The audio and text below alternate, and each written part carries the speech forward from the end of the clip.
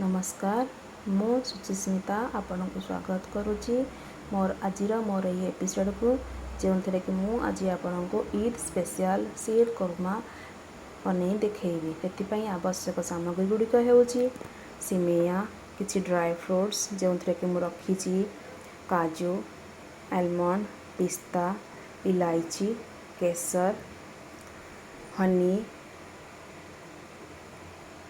इलायची पाउडर केवड़ा वाटर क्षीर कंडेन्ड मिल्क घी चलतु एबे बनैबा। प्रथमे पैन गरम करी किछि घी से पकई नेबा।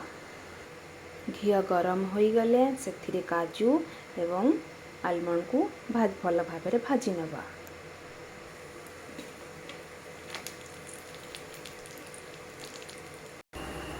काजू एवं भाजी हो गलानी एबे आलमंड को पकई नेबा।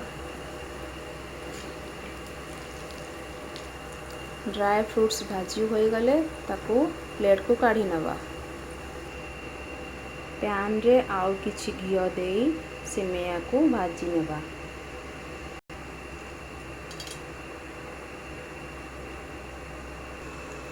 सिमेया को धीमी आंच रे भल भाव ब्राउन करी भाजिबे। देखंतु एबे तार कलर चेंज हो गलानी ये भाव भाजिबे। एबे धीरे धीरे क्षीर को से ढाली भल भाव फुटिया पानी छाड़ीदेवा। क्षीर फुटी आसिलानी एबे से किछि केसर पकईदेवा जहाँद्वारा कि तार बहुत बढ़िया कलर आसीबो। बेसी पकेबेनी नहले पिता लगे।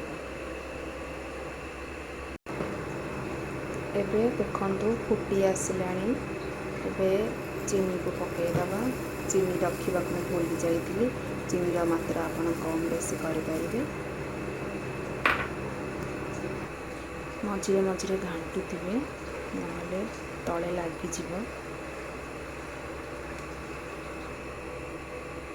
एबे से कंडेन्स मिल्क पकईदेवा। भजा ही रखि काजू पिस्ता और आलमंड को पकईना भल भाव घाटी नेबा।